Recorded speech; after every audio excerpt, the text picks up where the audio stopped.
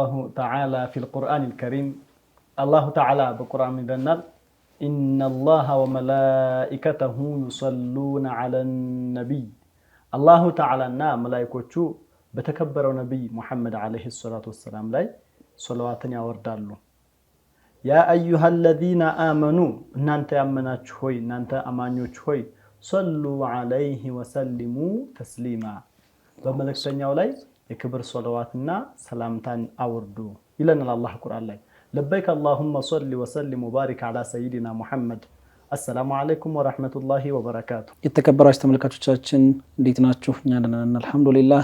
እነሆ ኸሚስን በሱና ቲቪ ዛሬም ሰዓቱን ጠብቆ ለእናንተ ለመቅረብ እናንተ ጋር ተገኝተናል። እንኳን ደህና መጣችሁ። እንኳን ደህና ቆያችሁ። ማሻአላህ ሰላሙላህ እንኳን ደህና መጣችሁ። እንኳን ደህና ቆያችሁ። እናመሰግናለን። ባረከላሁ ቢኩም። አሚን አሚን። ተመልካቾቻችንም የሚያውቁት ነገር ነው 1448ኛ ዓመተ ሂጅራን ከጀመር እነሆ አንድ ወር አልፎ ዛሬ አሁን የምንገኝበት ሁለተኛው ወር ላይ የመጀመሪያው ሳምንት ሶፈር የመጀመሪያው ሳምንት ላይ እንዴት ነበር የመጀመሪያው አንድ ወር እንዴት አለፈ? የመጀመሪያው አንድ ወር እንግዲህ ጀመርን ብለን ትናንት ዛሬ ደግሞ አختሞ ሁለተኛው ወር እንላለን። እንዲያው የሚገርመው ደግሞ ነገ ደግሞ አመቱ አለቀ ተብሎ አዲስ አመት 49ኛው ሌላ ቀጣይ አመት ደግሞ ይመጣል ይባላል። እንግዲህ ምን ተቀምበት ያደርጋል። አሚን አሚን። ያው ጊዜያቶች ቀን እየወለደ ሳምንታትን ወር እያለ አመታት ይነግዳሉና በዛ መካከል ምን አይነት መልካም ነገራቶች እኛ ጋር ተከሰቱ፣ ምን ያክሉን ተጠቀምንበት ለመልካም ነገር ጊዜያችንን ተጠቀምንበት የሚለው ትኩረት መደረግ ያለበት ጉዳይ ነው። ምክንያቱም ነገ የመልካም አንድ ሰው ልጅ ከሚጠየቅባቸው መካከሎች ነገራቶች መካከል አንደኛው ጊዜው ነው። ጊዜን በምን አጠፋው ስላለ ስለዚህ ሁላችንም ጊዜያችንን የተሰጠን ውድ ነገር ነው። የሚገርመው ነገር ከጊዜ ልዩ ከሚያደርገው ነገር ለሀብታምም ለድሃም ለቆንጆም ቆንጆ ላልሆነም ህመም ላለበትም ለሌለበትም ለሁሉም እኩል የተከፋፈለ ነገር ቢኖር ጊዜ ነው። ሱብሃንአላህ አንድ ሰው ሀብታም ስለሆነ ከ24 ሰዓት ላይ 24 ሰከንድ አይጨመርለትም። ያው 24 ሰዓት ነው በአግባቡ እስከተጠቀመው ድረስ ማለት ነውና አንድ ሰው ገንዘብ ባይኖረው በወር ውስጥ የሚሰጡት ቀናቶች የሚጨመርለት አንተ ደህናና የሚቀነስብህ የሚባል ነገር የለም። በአግባቡ የመጠቀምና ወደ ኸይር የመለወጥ የሁላችንም የኛ ሚና ነው የሚሆነው። ግዴታ ነው። እንዳልከው ነው ጀማሉ። በሸሪዓችን الوقت اغلى من الذهب ይባላል። ወቅት ይሄ ጊዜ ማለት እንደ ወርቅ ነው ሳይሆን ከወርቅ የበለጠ ነው ይላሉ ዑለሞቻችን። ከወርቅ የበለጠ ውድ ነገር ለአንተ የተሰጠ ነገር ቢኖር ምንድነው? ጊዜ ነው። ይሄም ጊዜ ሰውየው በኸይር ካሳለፈው ያ መርሐበን ተጠቃሚ ሆነ። እንዲሁ ደግሞ ባለቧልታና በቀልድ ካሳለፈው ፋተቱ ኸይራቱን ከቲራ ብዙ ኸይራቶች ያለፉት ይሆናል። ያኒ አንድ ሰው ተወልዶ ሲያድር እድሜው ቀነሰ፣ በቃ ጀመረ። ሲያድር ብቻ አይደለም ሐቢብ ተወልዶ የመጀመሪያውን ጩኸት ሲያሰማ ማይነስ የሆነ እድሜው የተሰጠው የዱንያ ቆይታ እየቀነሰ ነው። ከዛ የሚቀንሰው ባደርክ በዋልከ ቁጥር ብቻ ሳይሆን በተነፈስከ ቁጥር በየት እስትንፋስህ ጊዜ የተሰጠህ ዱንያ ላይ ያለህ ቆይታ አላህ ባዘል ይሻለህ እየቀነሰ ይሄዳል። ይሄ ማለት ከዛ የተሰጠውን ቆይታ በጥሩ ማሳለፈው በከንቱ ማሳለፈው خلاص ሲያልፍ አለፈ ነው፣ ሲያልቅ አለቀ ነው። ማሻሻያ ማካካሻ የሆነ ጀንጅ ምንም ነገር የለም። አለቀ خلاص። የፎይታ ጊዜ የሚባል ነገር የለም። ሞት ቀነ ቆጠሮን ያው ቆርጦ ነው የሚጠብቀን። በቃ ተደምድሞ ይሄን ያክል ይቆያል ተብሎ ያ ቆይታ ሱብሃንአላህ። አንዳንድ ጊዜ ምን አይነት ነገር እንሰማለን ሁላችንም ይሄን አመቱ 2018 ላይ ነው። አሁን ለምሳሌ ብዙ ሰው በቃ ምሳሌ ስደት የበዛበት ጭቆና የበዛበት ማምን ሆነና ይሄን አመት ኔክስት ማት ማሳለፍ ነበር ብሎ የሚመኝ ተሰማለህ። ሐቢቢ እንኳን አንድ አመት ቀርቶ ላንተ አንድ እስትንፋሴ ራሱ ዝም ብሎ ማሳለፍ ቀልድ አይደለም። የሐቂቃ ካየ 2019 ናፈቀኝ የሚል ብዙ ነገር አለ። ስለዚህ የሰው ልጅ የሐቂቃ እንደተባለው እዚህ ዱንያ ላይ ያለው ቆይታ አንድ ነው። አንዱን መማሪያ አንዱን ትምህርት መውሰጃ አንዱን ደግሞ ማጣጣሚያ የለም፣ አንድ ነው። በአግባቡ ከተጠቀመው መርሐባ አለፈ። እንዲሁ ደግሞ ዝም ብሎ እንደው በከንቱ ዝም ብሎ ከሆነ ያለምንም እንደዚህ ለዲኑ ወደ ዲኑ ዞር ወዱንያ አርግፍ አድርጎ ትቶ ዒልሙን ከዛ ደግሞ የሰራውን የተማረውን በመስራት በመተግበር ያወቀውን በማካፈል በዚህ የሚያሳልፍ አለ። አላህ ያሻልፍ። ወደዚህ ሳይዞር ደግሞ ወደ ግራ መስመር እንደዞር ዝም ብሎ አመታት ይሄድና አመታት ብቻ ሳይሆን አንተ ወጣቱ ነው የምታውቀው ትልቅ ሰው ሆኖ ሸብቶ ምናምን 40 ቤቶች ስታዩ ያው ነው በቃ ዲኑ ላይ ይሄ በጣም ከባድ ነው ሰይዲ ይሄ ከገፍላ ማን ነው የሚያነቀው ማለት ነው ሰይዱና አዝራኤል ይሄ ማለት ነው يوم القيامه ከስሞቹ መካከል አንዱ يوم الحسر አይደለ ሰይዲ የነዳማ ሰዓት ትባላለች ለነዳማው አይቀር ወላ አይጠቅም ይሄ እንዲህ የሚሆንበት ሰው አላህ ተዓላ ጃይብራና ስለዚህ እኛ አሁን እንደ ሙስሊም ስናስብ እንደማድረግ ያለብን እኔ የተሰጠኝ የዱንያ ቆይታ አለ ያችን የዱንያ ቆይታ እንዴት ነው ማሳለፍ ያለብኝ እንዴት ነው ማሳለፍ ያለብኝ አንዳንድ ጊዜ ሌላውን ተውና ዱዓ ካንተ በኋላ የሚያደርግ መተካት ትልቅ ኒዓማ ነው ዘር መተካት የሚባለው በእስልምናችን ትልቅ ቦታ አለው ይሄ ነገር ትልቅ ሸሪዓ አበረታታው ሸሪዓው ቦታ የሰጠው ነገር ቢኖር ሰውየው ለአቅመ ዘዋጅ ሲደርስ በቃ ነገራቶችን ገርበገራ አድርጎ አግብቶ ከዛ ደግሞ ለምሳሌ ማግባት ብቻ ሳይሆን ደግሞ ቶሎ ብሎ ልጅ ወልዶ ለምንድነው ይሄ መሄጃ አይታወቅምና ረቢ ይغفر لي ولوالدي ለወላጆችም ጭምር ማረልኝ የሚል ሰው የሚል መተካት ነው ይሄ እንዲሁ እንደ ባህል የወረስነው ሳይሆን በስምናችን ትልቅ ቦታ ያለው ነገር ነው ይሄ እንዳለ ሆኖ ደግሞ እሱም ደግሞ በሻለው ደግሞ መተናከር እዚህ ዱንያ ላይ ዒልሙ ላይ ቢያንስ ቀን ስራ ላይ የሚወር ከሆነ ከመግሪብ በኋላ ከጓደኛው ከሼኹ ከጎረቤቱ ከወንድሙ ከአባቱ ጧጧት ከሱይ በኋላ ሰዓት ካለው ከዛም በላይ ቢገፋበት ከዛ ደግሞ ያነ ደግሞ ተምሮ እንተሃ ሳይሆን العلم ليس مقصودا لذاته አይደለ ሼኽ علم እኮ ለራሱ خلاص አወክ ማለት እንተሃ ማለት አይደለም አይነ ለዓመል ማወቅ አንድ ተራራ ሲሆን ሁለተኛው ተራራ ደግሞ ሌላ አቀበት ውጣ ወረድ ያለው ደግሞ ተግባሩ ስራው ነው ስለዚህ ዱንያ ላይ ያለው ቆይታ ይሰውዩ አንድ ነውና ይችን አንድ የመጀመሪያ በዕልም ከዛ ደግሞ ያወቀውን በመስራት ያወቀውን በማካፈል ከዛ ደግሞ ዘር በመተካት ከዛ ደግሞ ሰደቃ ጃሪያ የሚያስቀጥራው ልጅ ብቻ ሳይሆን ጡላብ ማለት እንደዛው ደግሞ ደረሳ በማፍራት በዚህ ጊዜው ማሳለፍ አለበት እንጂ ዱንያ ላይ ያለውን ቆይታ እንዲሁ ዝም ብሎ አመት ብቻ ሳይሆን 10 20 አመት ዝም ብሎ ሲሄድ ባለበት የዲን ሌቭል ሆኖ ሲሄድ ወዶ ተቀብሎ ቁጭ ማለት የለበትም አላህ እንግዲህ ከሚነቁት ያደርጋል አሚን አሚን ሁላችንም ጧት የነበረን ሁኔታ ከሰዓት መለየት አለበት ትናንት የነበረ ሁኔታችን ከዛሬ መለየት አለበት እንኳን አመታት እና ጊዜያቶች ሲሄዱ ቀርቶ ማለት ነውና ባለንበት ከሆነ ጥያቄው ወደ የግለሰብ ነው የሚመለሰው እኔ ምን አይነት ሁኔታ ላይ ነው ያለሁት በምን አይነት ሁኔታ ራሴ ማሻሻል አለብኝ ምን አይነት ነገር መማር መስራት አለብኝ የሚለው ያው እንዳላችሁት የሁላችንም ሚና ነው የሚሆነው ምክንያቱም እድሜያችን ካለፈ በኋላ አሁን መማር የነበረብንን መስራት የነበረብንን በወጣትነት መማር መስራት የነበረበትን ሰው ካልሰራ ነገጧት ነዳማ ነው የሚመጣውና ያው ነዳማ ቢያጽዱት ክምር አይሞላም እንደተባለው ነገር ነው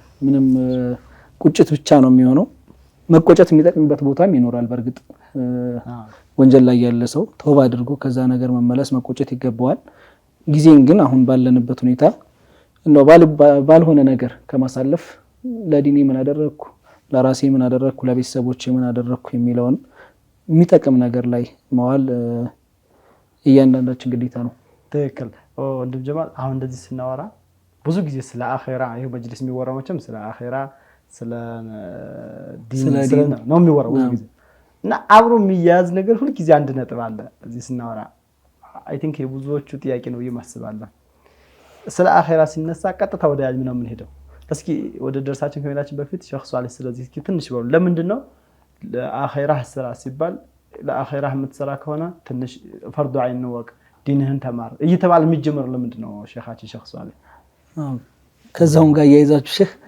አሁን ያሉትም ነገር እንዳለ ሆኖ ዲን መማር ያለብን ለአኺራ ጉዳይ ብቻ ነው ወይ ሰው ዱንያውም ላይ እኮ ዱንያ ሲባል እንዴት ነው ከዲኑ የተነጠለ ነገር አይደለም አንድ ሰው ሙስሊም ሆኖ ሲሸጥ ሲገዛ حرام حلال የሚሆንበት ነገር አለ ግብርና ከሆነ ግብርና ሲሰራ የሰው እርሻ ሊያርስ ይችላል ብዙ አይነት ነገሮች ይኖራሉ ንግድም ላይ ያለ ትምርትም ላይ ያለ በየትኛውም የሥራ መስክ ቢሆን حرام حلال ለይቶ ለመስራትም علم እውቀት የግድ ተስፈላጊ ነውና ዱንያንም የፈለገ فعليه بالعلم አኺራንም የፈለገ እንደዚሁ ስለተባለ እስኪ ስለሱም ትንሽ እንበልና መግቢያችን ላይ አላህ ያነሳችሁት ርዕስ ብቻ በጣም ወሳኝነት ያለው ነው አላህ ሁላችንም በተግባር መለውጥ አላህ ያድርገን አሚን ሐቂቃ ያኒ የተናገርነውን ሁሉ እኛም ስትናገሩት የነበረውንም ተመልካቾቻችን አድምጠው ሁሉም ለተግባር የሚነሳሳ ቢሆን ኖሮ ሐቂቃ ያኒ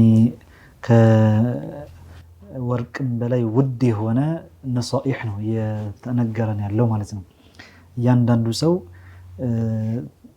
ዛሬውን ከትላንትናው አሻሽሎ የበለጠ ለለውጥ መነሳሳት እንዳለበት ነው እየተነጋገርን ያለነውና ማለት ነው።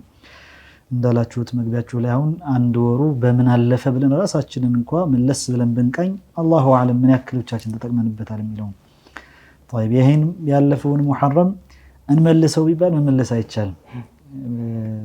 ቢመጣ እንኳን ሌላ ሙሐረም ነው። يعني የስም መግጠም ቢኖርም ይሄ ሌላ ይሄ ሌላ يعني አንድ አመትህን ከጨረስክ በኋላ ካለህ ጊዜ አንድ አመት ከተቀነሰ በኋላ ነው እዛ በኋላ ሙሐረም እናገኘው እዚህ በኋላ ማለት ነው። እና ይሄ በጣም يعني من اهم الامور ነው። ያነሳችሁትን ሐሳብ በተመለከተ ሁሌም ስለ አኺራ መስራት በሚነሳበት ጊዜ ከዒልም ጋር የሚተሳሰረው ትልቁ ሚስጥር الجاهل ما يفسره اكثر مما يصلحه ጃህል ላይ ያለምንም ዕውቀት አንድ ሰው ልግባ ካለ የሚያበላሸው ነው ከሚያለማው የሚያጠፋው ነው ከሚያለማው የዛው ማለት ነው። መልካም ሰራሁ ይያል አንድ ሰው ጥሩ የሰራ መስሎት حرام ላይ የተዘፈቀ የተጨማለቀ ሊሆን ይችላል። ሱብሃንአላህ የጃሂል ኢባዳ መልሶ መጨረሻው ዳ ይላል። የጃሂል ኢባዳ መጨረሻው ዳ هو هكذا ሱብሃንአላህ ቅጣት ሊያመጣ ይችላል በተቃራኒው። يعني ነብዩ አለይሂ ሰላቱ ወሰለም እኮ ሐዲታቸው ላይ رب قائم ليس له من قيامه الا السهر ይላሉ ورب صائم ليس له من صيامه الا الجوع والعطش ይላሉ። እዚህ ጋር ዑለማዎች ምን ይላሉ? يعني رب قائم ስንት ሰገድኩ በያለ ማለት ነው። ليس له من قيامه الا السهر ሌሊቱን ተገትሮ በቃ ሰገድኩኝ ያለ ያድርና ከዚያ ከአዳሩ እንቅልፉን አጥቶን ያደረው ነገር ግን ምንም የሚያተርፈው ነገር የለም እንቅልፍ ማጣት ብቻ ነው ትርፉ ይላሉ ረሱሉ አለይሂ ሰላቱ ወሰለም። ወሩበ ሷኢሚን ስንትና ስንት ጾምኩኝ ባለ ይላሉ ليس له من صيامه الا الجوع والعطش ረሃብና ጥማት ብቻ ነው ከጾም የሚያተርፈው። ይሄ ምንድነው ሲባል ኸለል ገብቶበት ነው ከዒልም ማነስ ከዒልም ጉድለት የተነሳ የሶላት ለምሳሌ ሸርጦችን ግዴታዎችን አላሟላ ይሆናል። ለምሳሌ ሙሉ ሌሊቱን ሲሰገድኩኝ ብሎ ቢያደር ያ ሩክን ፈርድ የሆነው ግዴታ የሆነውን ነገር ሳያሟላ ከቀረ እንደሰገደ አይቆጠርለት ወይ ሸርጥ አሟልቶ አጓድሎ ሊሆን ይችላል። ሶያምም ላይ እንደዛው የሚያስፈጥር ነገር ሆኖ ለምሳሌ እሱ ያን እየፈጸመው ጾምኩኝ ይላል ግን አፍጥሯል። በዕለተ ቂያማ ደግሞ እኮ አልጾምኩም ተብሎ የሚጠየቀው በጅህልና ዑድራ ይሰጠው እንደ አይነት ቦታ ላይ በማር ግዴታ ስላለበት አለማወቅ ከተጠያቂነት አይደለም ያዩን አለማወቅ ያስከስስ ነበር። ምንድነው አለማወቅ ሳይሆን ማወቅ ያስከስስ ነበር። ያኔ ነፃ ቢያወጣ ኖሮ አንድ ሰው ስላላወቀ ተብሎ ምንም የለብህም ቢባል ኖሮ አለማወቅ ነበር ከማወቅ የሚሻለው ማለት ነው። እና ይሄ ዒልም የሚባለው ነገር ዑለማዎች አንድ ሰው ዶክተር ከሆነ ለምሳሌ ዶክተርነቱ የሚያስፈልገው የታመመ ሲሆን ነው። يعني ለታካሚ ነው አይደል የሚያስፈልገው።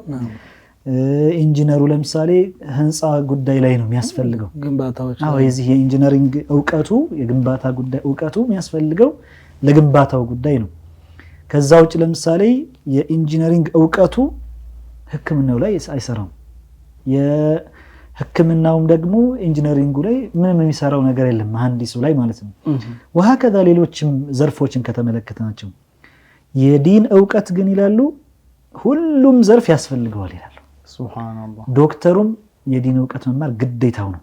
طلب العلم فريضة على كل مسلم ያሉት ነብዩ አለይሂ ሰላቱ ወሰለም መሰረታዊ የሆነው ለአኺራ መዳኛ የሚሆነው እያንዳንዱ በነፍስ ወከፍ መማር ግዴታ የሆነበትን ዶክተሩም መማር አለበት፣ ዳኛውም መማር አለበት፣ ማናጀሩም መማር አለበት፣ ኢንጂነሩም መማር አለበት፣ ገበሬውም መማር አለበት፣ ነጋዴውም መማር አለበት፣ ሴትም መማር አለባት፣ ወንድም መማር አለበት። ሁሉም እያንዳንዱ መማር ግዴታ አለበት። يعني ከተወው በዕለተ ቂያማ ለምን አልተማርክም ተብሎ ይጠየቅበታል። ኢዘን ሁሌም አላህን መፍራትም ሲታሰብ ደግሞ አንድ ሰው ግዴታውን እንኳን ከተማረ በኋላ ወደ አላህ መፍራት የበለጠ እያቀረበው ደግሞ አሁንም የሚሄደው እውቀቱ በጨመረ ቁጥር ነው።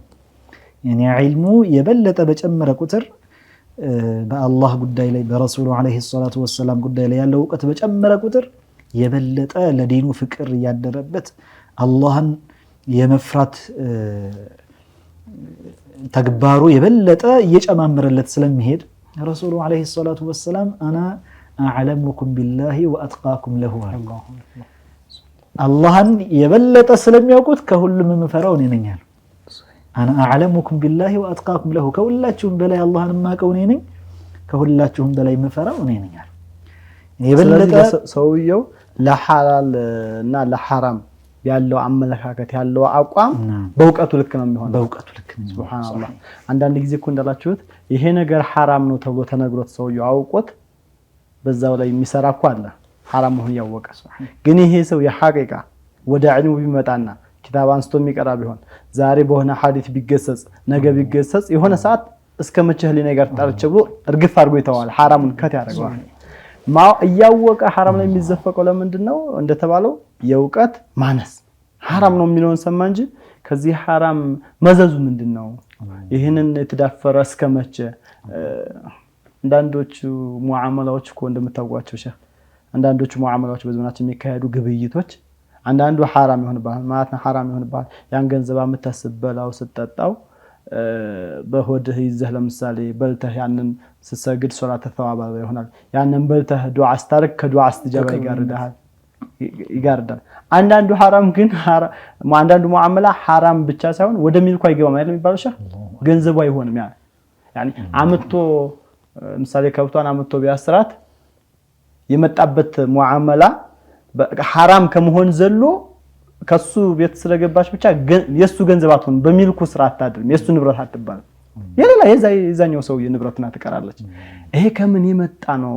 ወይም ደግሞ ሰዎቹ እንደቀደም እንደተባለው ታዛዥነታቸው ለሐራም የሚገቱት ለዋጅብ ደግሞ ያላቸው ደፋ ቀና በምን ይለካል? በእውቀት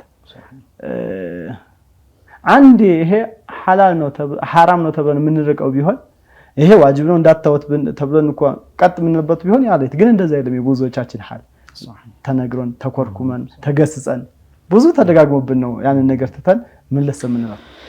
ሰፊ እውቀት ከሚይዙት አላህ ያድርገን። ባረከላሁ ቢኩም ሸሆቹ። በመሃል አቋረጥኳችሁ ያው ሙቀዲማ ስለሆነና ለይለተል ጁሙዓ ስለሆነ ወደ ሐድራው መለስ አድርገናቸው ወደ አንተ ምን መጣለን ብለን ኢንሻአላህ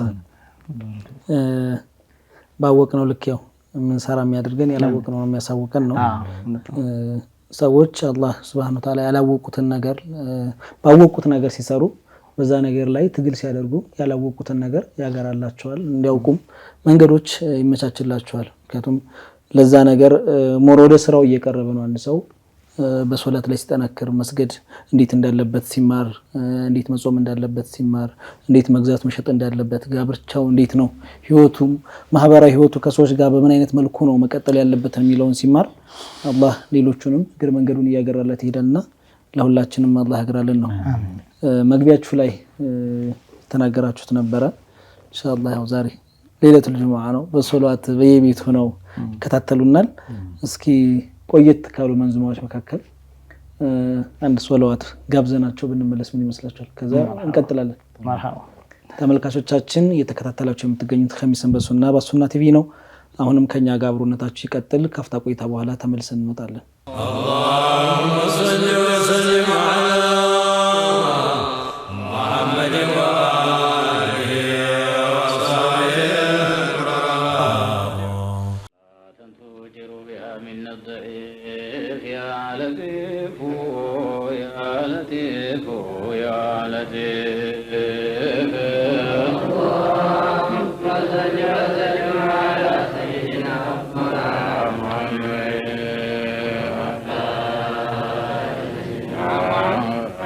صلاة تعافي بها من المريض يا حفيظ يا حفيظ يا حفيظ اللهم صل وسلم على سيدنا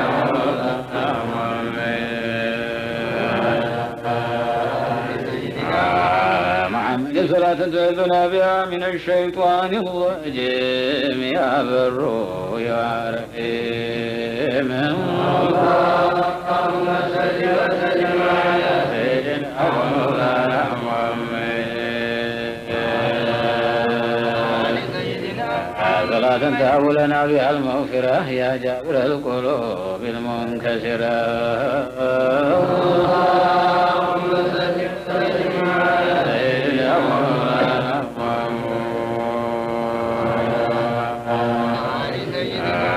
محمد صلاة تكشف بها بلوى الحزين يا صريخ المستصرخين اللهم صل وسلم على سيدنا ومولانا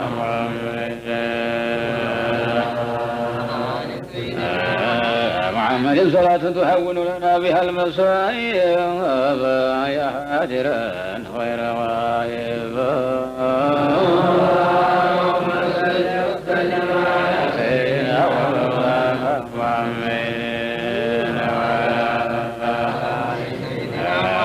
محمد صلاة تنزلنا بها منازل الشهداء يا أذن ما التي لا نسلها عددا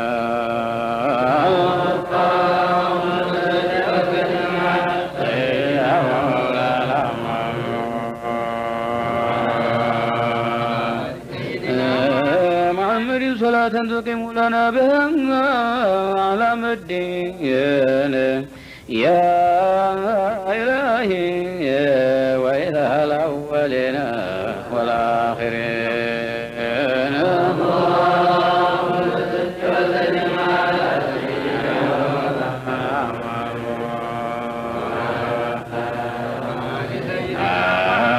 محمد صلاة تكون لنا بها عند كل هم وذيك يا إلهي بالتحقيق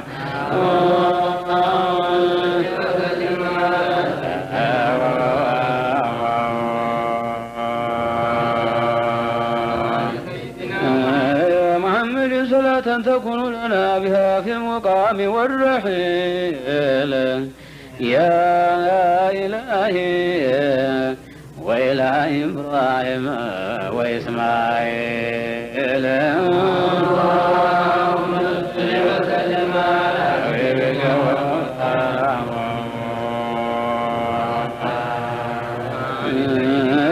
محمد صلاة تهون بها ليلا وسكرات الموت يا سامع كل صوت ويا سابق كل فوت اللهم صل وسلم على سيدنا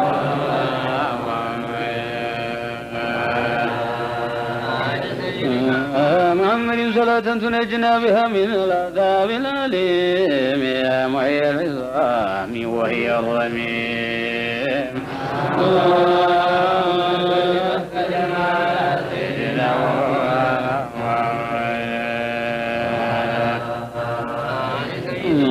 محمد صلاة تغنينا بها عن الأنام يا هيا لا ينام وتنجنا بها من هول كل وعيد يا مؤنس كل وحيد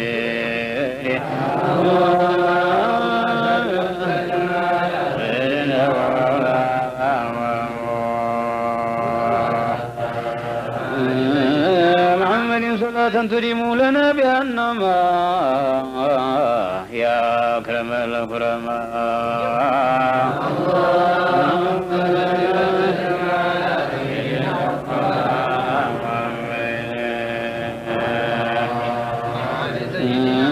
محمد صلاة تعمي بها أعين القوم الظالمين يا قامع جبارين ويا مبدع المتكبرين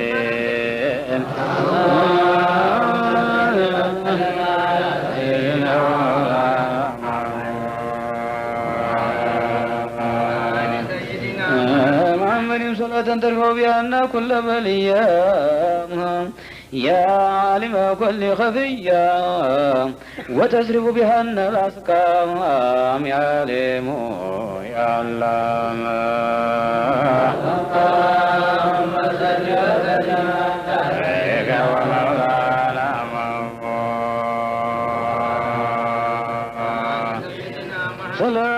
تجبر بها قلبي وتغفر بها ذنوب أمي وأبي يا ربي يا ربي يا ربي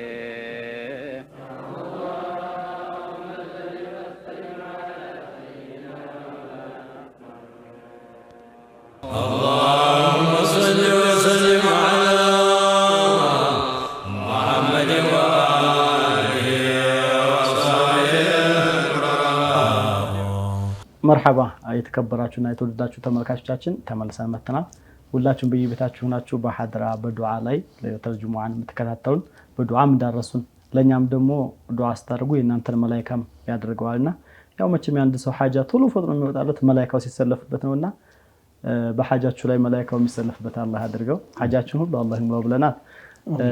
በነገራችን ላይ ይሄ ፕሮግራም ይደገማል አይደለ? ከጁሙአ ውጭ በዛ ቀን ሲሰሙትም ያው እንግዲህ ከስራ ቢዚ ሆኖ ጁሙአ ሰማው ሲሰማው አስሉ ለይለቱል ኸሚስ ወይም ደግሞ ለይለቱል ጁሙአን ኸሚስን ምሽት ስለሚተላለፍ ነው። ከዛ አንፃር ነው እንጂ በሌላውም ቀን በየትኛውም ሰዓት ዩቲዩብ ላይም በተለያየ ሶሻል ሚዲያ የሚያዳምጡ የሚከታተሉቶች አሉን። የትኛውም ሰዓት ናችሁ ደግሞ በዱዓችሁ አትርሱን የሁል ጊዜ ምኞታችን ነው። ኢንሻአላህ አይረሱን ኢንሻአላህ አላህ የነሱም ሐጃ ይወጣል ቀድሞ ነው እኮ መግቢያችን ላይ እንዳልነው ያው ያለፈው የ1448ኛ ዓመተ ሂጅራ አንድ ወር ሙሐረምን አሳልፈናል። በዛም ውስጥ የተለያዩ ክስተቶችን ስናነሳ ነበር ከሼኻችን ጋር በተለይም ከነብዩ አለይሂ ሰላቱ ወሰለም ሂጅራ ጋር የነበሩ ክስተቶችን በሁለት ሶስት ተከታታይ ክፍሎች ስናወራባቸው ነበር።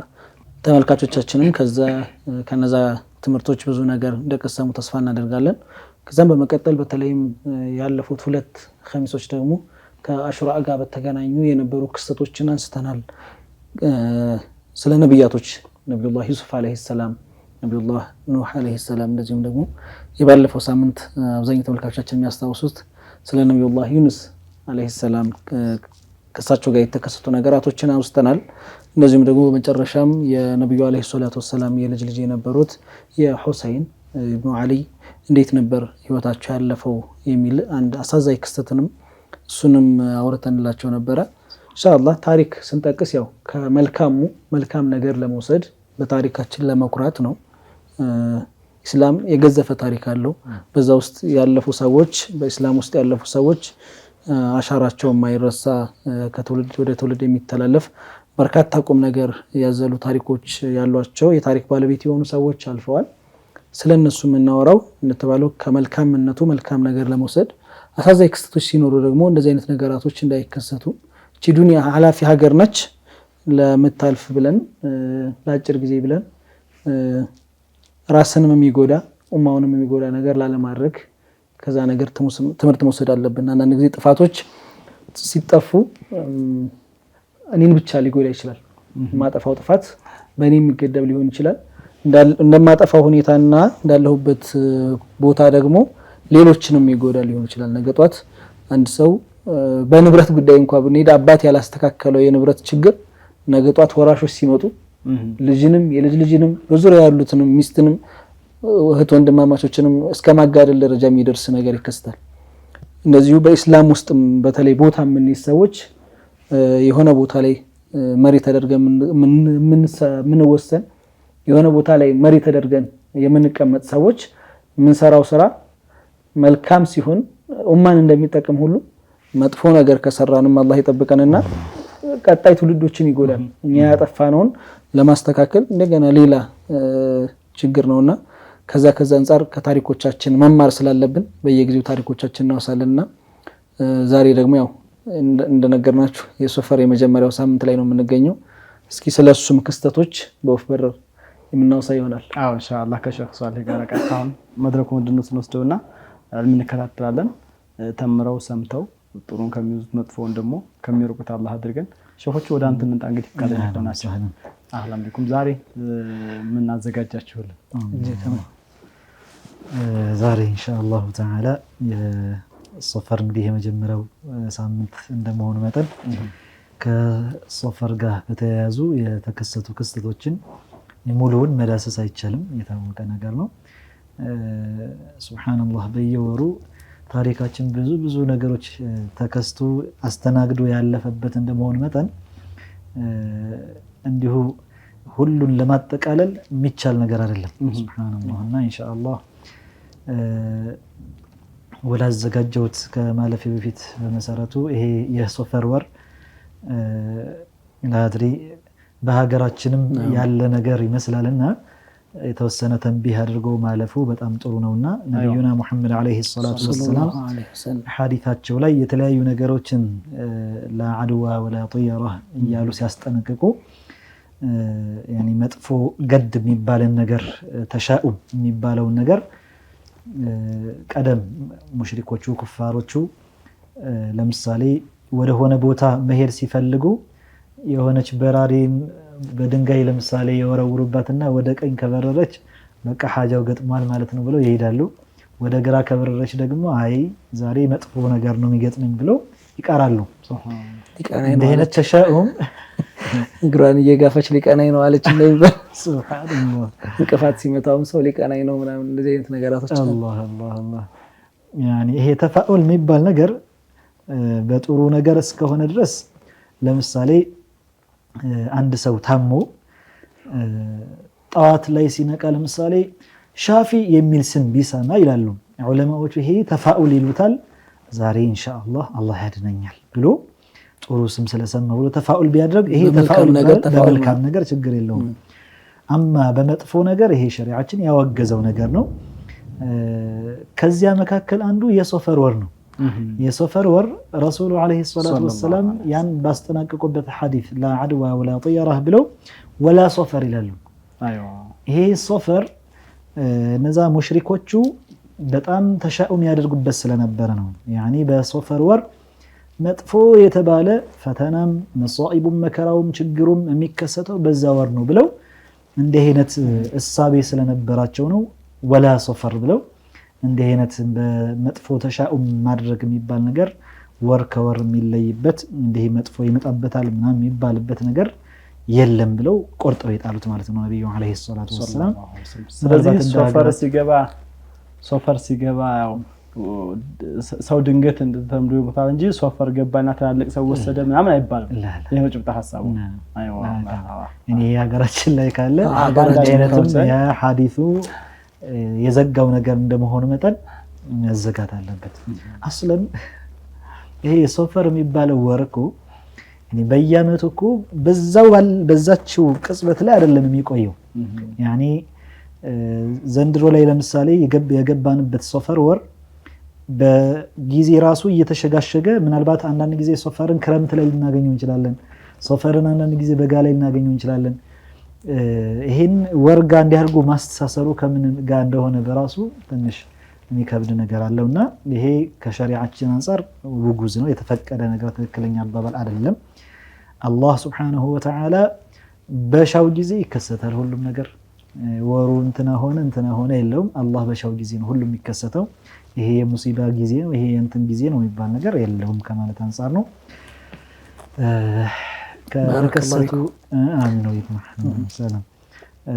ከተከሰቱ ክስተቶች መካከል ዛሬ እንደው ሁለት ነገሮችን ብቻ ለመጥቀስ ነው ያሰብኩትና አንደኛው ክስተት ምንድነው ረሱሉ አለይሂ ሰላቱ ወሰለም በጣም ያሳዘነ ክስተት ነው።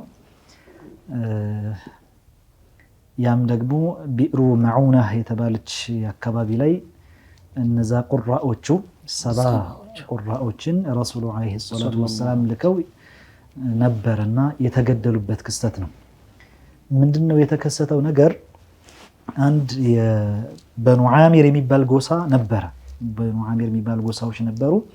የዛ ጎሳ ዋና መሪ አቡ ዓሚር ወይም አቡ በራእ ይባላል ይላሉ። እና ይህ ሰው ወደ ረሱሉ አለይሂ ሰላቱ ወሰለም መጥቶ ነበር። ረሱልም አለይሂ ሰላቱ ወሰለም እንደማንኛውም ሰው ጥሪ ያደረጉለት ዳዕዋ ያደረጉለት ወደ እስልምና እንዲገባ። እሱ ግን አሻፈረኝ አለ። ከዚያ ግን ሀዲያ መጀመሪያ ላይ ምን አላቸው? እኔ አንተ ያስከው ዲን ግን የጠቀስክልኝ ነገር በአጠቃላይ በጣም ያማረ ጥሩ ነገር ነው ብሎ የዚህን የጥሩ የሰማውን ነገር እንግዲህ በጥሩ በመልካም ነገር ለመመለስ ፈልጎ ሁለት ጋሻዎችና ሁለት ራሂላዎችን መጓጓዣ ሁለት ሰጣቸው ለረሱሉ አለይሂ ሰላቱ ወሰለም ሀዲያ ብሎ ማለት ነው።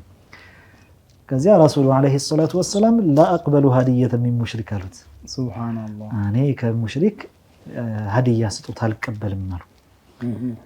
ያኒ ሌሎች ቦታዎች ላይ ዑለማዎች ምን ይላሉ? ይሄንና በሌላ ሌሎች ልከውላቸው የተቀበሉ ሀዲያ ተቀብለው ስለነበረ ይሄ ሰው አልቀበልም ያሉት ከእንዲህ አይነት ሙሽሪክ አልቀበልም ያሉት እነዛኞችን የተቀበሉት ለመሳብ ነበረ ወደ እስልምና። ይሄኛው ከመሰረቱ ጥሪ አድርገውለት አሻፈረኝ ብሏል። ከናካቴው አልቀበልም ብሏል። እና ያኒ ሊን ስላላገኙበት ስለ እንደ የመርጠም ነገር ወይም የመለስለስ ነገር ስላላገኙበት ነው። ሱብሃንአላህ በንግግራቸው ተገርሞ እኮ ነው አይደል ይሄን ሁሉ ሊያደርግላቸው የነበረው። ያ ነገር እውነት መሆኑን አውቆ በእሳቸው ንግግር ተጽዕኖ አድሮበትም ግን ልቡ ሊቀበለው አልቻለም። ሱብሃንአላህ እነዚህ ማወቅ ብቻ ነጃ ላይ ያወጣ ይችላል። አላህ ነው የሚመራውና የሁዶቹ የረሱልን አለይሂ ሰላቱ ወሰለም ትክክለኛነት ያውቁ ነበር። الذين آتيناهم الكتاب يعرفونه كما يعرفون أبناءهم ልጆቻቸውን የሚያውቁትን ያክል ሙሐመድን ያውቁታል ነው የሚለው ቁርአን። ልጅ አሁን ከርቀት እንኳን ብታየው እኮ አይጠፋህም። አረማመዱን አይተህ እንኳን በአካል ማንነት ባይለይህ እንኳን አረማመዱን አይተህ ትለየዋለህ። ልጆቻቸውን የሚያውቁትን ያክል ያውቁታል። ሱብሃንአላህ አላህ አብዱላህ ኢብኑ ሰላም ከሰለሙ በኋላ ዋና የይሁዶች ዋና የሚባሉ ነበሩ ቀደም ሳይሰልሙ በፊት ማለት ነውና ከሰለሙ በኋላ ጠይቀዋቸው አላህ በቁርአን ላይ እነዚያ ኪታብ የተሰጡት ሰዎች እኮ ልጆቻቸውን የሚያውቁትን ያክል ያውቁታል ይላል። እንዴት ነው እስቲ የበለጠ زيادة يقين ليطمئن قلبي ማለት የበለጠ እስቲ ከናንተ አፍ እንስማው አሏቸው ለአብዱላህ ኢብኑ ሰላም። እሳቸው ምንድን ነበር ያሉት? በል አላህ የአብዛኛውን ነው እንጂ የጠቀሰው ከልጄ በላይ ነው የማውቀው አሉ። ከልጄ በላይ ነው የማውቃቸው ረሱላህ አለይሂ ሰላቱ ወሰለም ትክክለኛነታቸው ነው። ያ ሰላም እንዴት ሲሏቸው እንዴ የልጄን እኮ ልጅህ ነው ብላ የነገረችኝ ባለቤቴ ነች፣ እናቱ ነች። ሱብሃንአላህ ምናልባት ከሌላ ለምሳሌ አብራት ተኝታ ኖሮ ያንተ ልጅ ብትለኝስ በምን አውቃለሁ? እሷ ስላለችኝ አይደለም ነብይ ተቀበልኩት። ይሄኛውን የረሱልን አለይሂ ሰላቱ ወሰለም ግን ትክክለኛነት ኪታባችን ነው የነገረን፣ አላህ ነው የነገረኝ። እንዴት ነው ወደድረው ይችላል? ሱብሃንአላህ እና ይሄም ሰው የንግግራቸው ማመር ራሱ በአንደበቱ መስክሮ ሳይቀበል ሄደ። ከዛ ከመውጣቱ በፊት ምን አለ? አሁንም ጥሩ ለታ ጥሩ ነገር ማድረግ ፈለገና ለሳቸው ምን አላቸው? ግን ወደኔ ጎሳ የእርሱ ጎሳ በኑ ዓሚር ነው የሚባሉናል። ሌላም ደግሞ ነጅድ አካባቢ ያሉ ሌላ በኑ ሱለይም የሚባሉ ነበሩና ወደ ነጅድ በኩል ወደ እነዚህ ሁለት ጎሳዎች እኮ የሆኑ አስተማሪዎችን ብትልክ እዚያ ጋር ሰው የመቀበል ቻንስ አለው ቢያስባሉ ንግግርን ቢሰማ ያመጣውን ነገር ቢሰማ የመቀበል እድል አላቸው አላቸው። ሱብሃንአላህ ከዛ ነብዩ አለይሂ ሰላቱ ወሰለም ኢኒ አኽሻ አለይሂም ሚን አህሊ ነጅድን አሉ።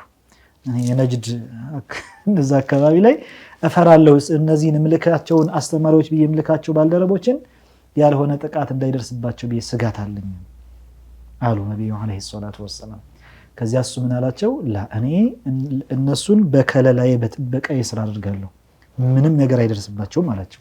ሱብሃንአላህ ይህ ሰው በመሰረቱ እንዳልነው አልሰለመም እና በንግግራቸው ተማርኳል። ስጦታ ሊሰጣቸው አለ፣ ስጦታውንም አልተቀበሉትም። ከዚህም አልፎ አስተማሪዎችን ላኩ ማለት እኮ ያላችሁ ወደ ሀገር ስለሆነ መንገዳችሁን አስቀጥሉት ነው እኮ። የሀገሬ ሰዎች ይቀበሏቸዋል ነው ያላቸው። ሱብሃንአላህ ጥሩ የሚቀበሉ ይመስለኛል ብሎ እና በእኔ ከለላ ስር ይሆናሉ አላቸውም። ደግሞ አትስጋ አላቸው። ከዚያ ሄዶ አንድ ዓሚር ብን ጡፈይል የሚባል አዱወላህ ለአላህ ጠላት ዓሚር ብን ጡፈይል ማለት የዚህ የበኑ ዓሚሮች መሪ የአቡ በራ ያልነው ወይም አቡ ዓሚር ይባላል ያልነው ሰው የሱ የወንድም ልጅ ነው። ያኒ አቡ በራ የሚባለው ለዓሚር አጎቱ ነው። ለዓሚር ዓሚር ብን ጡፈይል ከዛ ሄዶ ይሄ አቡ በራ የጎሳው መሪ ሄዶ ለአህሉ ነጅድ እዛ አካባቢ ላሉት በአጠቃላይ እኔ የሙሐመድን ባልደረቦች በከለላዬ ስር በጥበቃዬ ስር አድርጌያለሁ ማንም እንዳይተናኮላቸው አለ። ገና ከመሄዳቸው በፊት ነገራቸው። ያኒ ወደፊት ይመጣሉ፣ በቅርብ ይመጣሉ እነዚህ የሙሐመድ ባልደረቦች በኔ ከለላ ጥበቃ ስር ናቸው፣ ማንም እንዳይተናኮሉ ብለው አወጀላቸው። ያኒ ቃሉን አላፈረስም እሱ አላህ። ከዛ በኋላ ይሄን አሚር ኢብኑ ጡፈይል የዛው ጎሳ አካል ነበርና ይሄን ጉዳይ ይሰማል። ወደ ረሱሉ አለይሂ ሰላቱ ወሰላም እነዚህን ሷሐባዎች ላኳቸው። የሆነ ቦታ ላይ ያረፉ ቢዕሩ መዑና የምትባል የጉድጓድ ውሃ ነች፣ ቀረብ ያለች ነች ከመዲና። እዚያ አካባቢ ለማረፍ ብለው ተቀመጡ። እንደ አስከር እንደ ጀይሽ እንደሚያርፈው አስተራረፍ አርፈው ሁለት ሷሐባዎችን እንስሳዎችን እንዲያለቅሙ ወይም እንዲያሰማሩ ብለው ላኳቸው። ዓምር ኢብኑ ኡመያህ ይባላሉ አንደኛው፣ ሌላኛው አልሐሪፍ ኢብኑ ሲማህ ይባላሉ። ሁለቱም ሷሐባዎች ሁለቱ ሄዱ ለማለቅም እንስሳዎችን ለመጠበቅ ማለት ነው። ሌሎቹ አረፉ እዛ ቦታ ላይ። ከዛ ዓሚር ኢብኑ ጡፈይል ረሱሉ አለይሂ ሰላቱ ወሰላም ደብዳቤ ልከው ነበረ። ዋና መሪ አድርገውት የላኩትን ሱሐቢ ደብዳቤ ለዓሚር ኢብኑ ጡፈይል የሚደርስ ብለው ልከው ነበረ ረሱሉ አለይሂ ሰላቱ ወሰላም እና ይዞ ለሐራም ኢብኑ ሚልሓን የሚባል ሱሐቢ የአነስ ኢብኑ ማሊክ የእናታቸው ወንድም ነው ይላሉ። ሐራም ኢብኑ ሚልሓን ማለት አጎታቸው ነው። አጎታቸው እንለዋለን እኛ እንግዲህ ኻል ይባላል በአረበኛ፣ በአማርኛም አለ መሰለኝ የሹማ አጎት መሰላ እና የሰይዱና አነስ የእናታቸው ወንድም ናቸው ሐራም ኢብኑ ሚልሓን ማለት እና ሐራም ኢብኑ ሚልሓን ይህን ኪታብ ይዞ ሄደ ወደ ዓሚር ኢብኑ ጡፈይል። ዓሚር ኢብኑ ጡፈይል ሐታ ኪታቡን እንኳ ሳይመለከት ገና ዘወር ብለው ነበር ይላሉ። ሐራም ኢብኑ ሚልሓን ከጀርባቸው ወጋቸው በጦር ማለት ነው። ሱብሓነላህ። ወዲያው ይህን ሲከሰትባቸው ፉዝቱ ረቢል ከዕባ በካዕባ ጌታ ይሆንብኝ ስኬታማ ሆንኩኝ፣ ፋኢዝ ሆንኩኝ፣ እድለኛ ነኝ ያሉ ወዲያው እዛው ላይ ማለት ነው ሲወጋቸው። አላሁ አክበር። ከዛ ይሄ ዓሚር ኢብኑ ጡፈይል ጥፋቱ እዚህ ጋር ነው የሚጀምረው። እዚህ ጋር ነው የሚጀምረው። መልእክተኛ አይገደልም። ለጦርነት ቢሆን ራሱ እንኳን ለሰላማዊ አይፈጸም ነበር።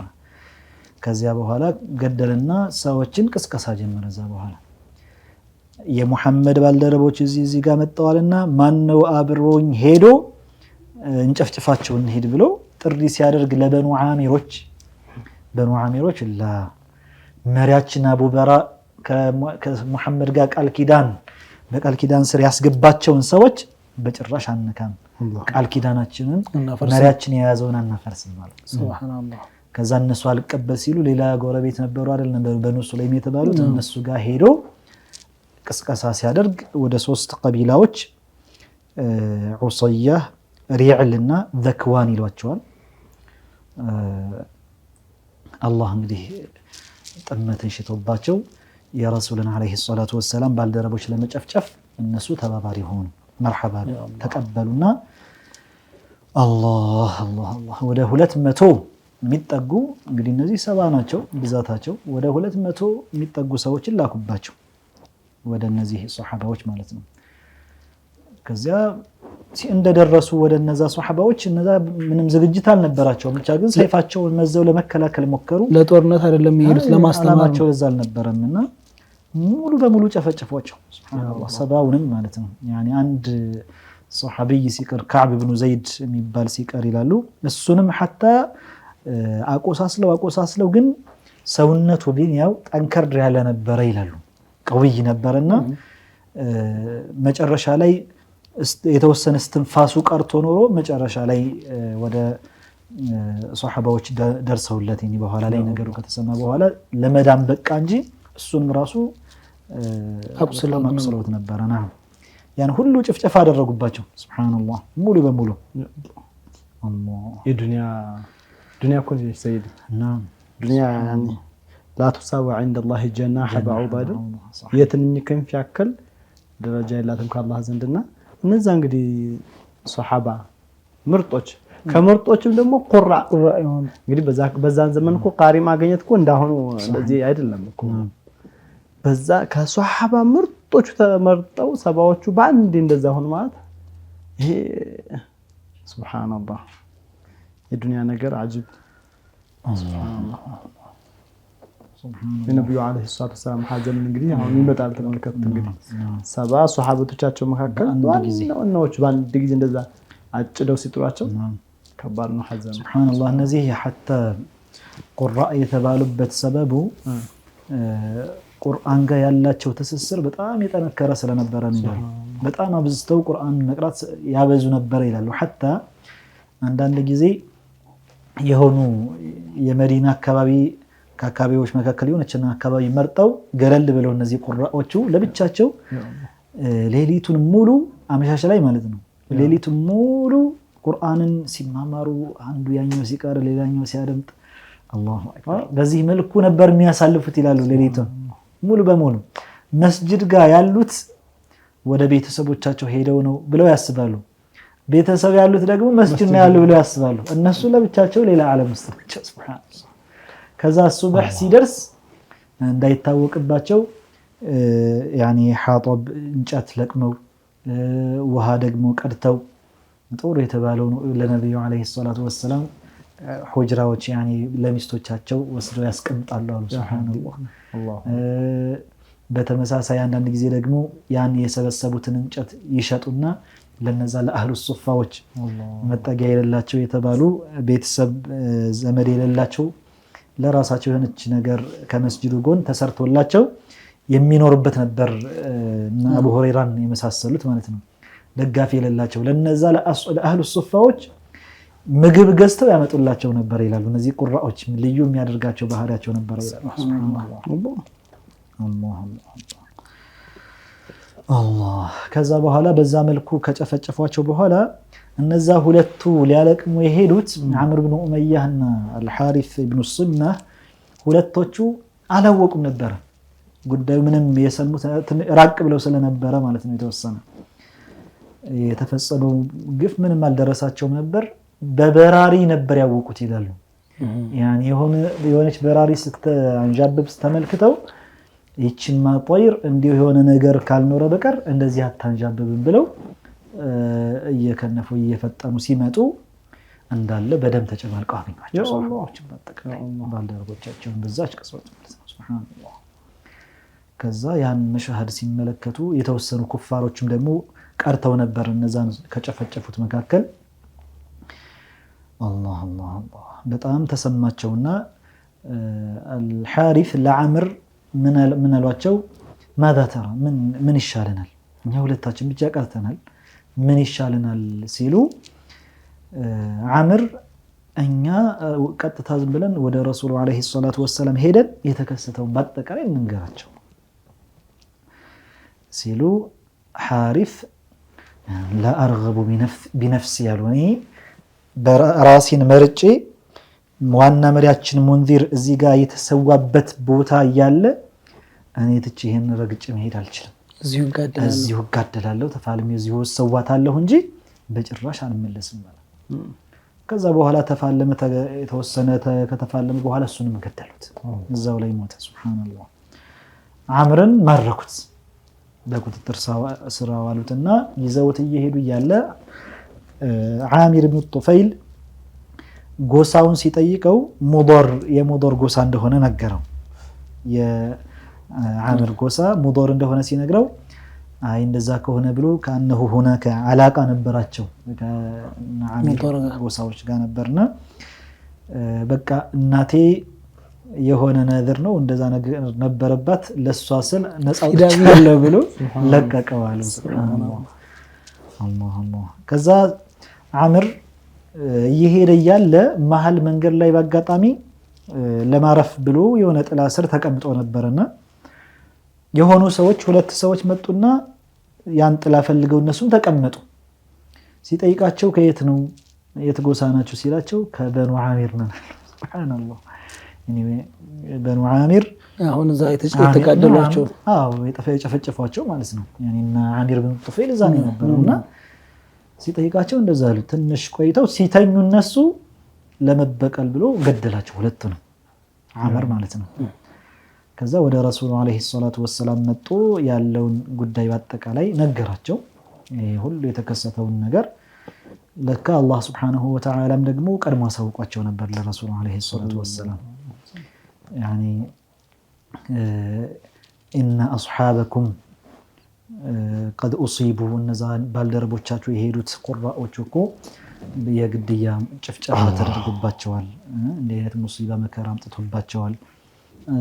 እና ነቢዩና ሙሐመድ አለይሂ ሰላቱ ወሰላም እነዛ የሞቱት አላህ ሱብሓነሁ ወተዓላ ጌታቸውን እንደለመኑ እንደጠየቁ ምን ብለው ረበና አብሊግ ዐና ኢኽዋነና ለወንድሞቻችን አድርስልን ቢማ ረዲና ዐንከ አንተ በሰጠህን ነገር ባደረክልን ነገር እንደወደድን ወረዲተ ዐና አንተም ከኛ እንደወደድክ እኛም አንተ በሰጠህን ነገር እንደወደድን አደርስልን ለወንድሞቻችን ያኒ እንዳያዝኑ እንዳይቸገሩ ሐዘን ውስጥ በጣም እንዳይወድቁ አደርስልን ብለው ለነብዩ አለይሂ ሰላቱ ወሰላም ይሄ በወህይ መልኩ መጣላቸው ማለት ነው።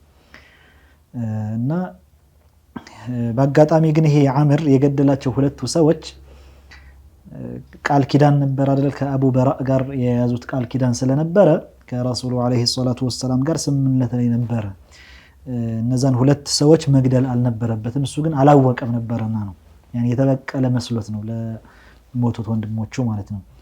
እና ነብዩ አለይሂ ሰላቱ ወሰላም ለኢን ቀተልተል ቀቲለይን ለአዲየነሁማ ነው ያኒ እነዚህን ሁለቱን ሱብሃንአላህ ተመልከቱ። ይሄ የረሱሉ አለይሂ ሰላቱ ወሰላም ፍትሃዊነት ሚዛናዊነት እይታቸውን እስከዚህ ድረስ ደረጃ ነበር።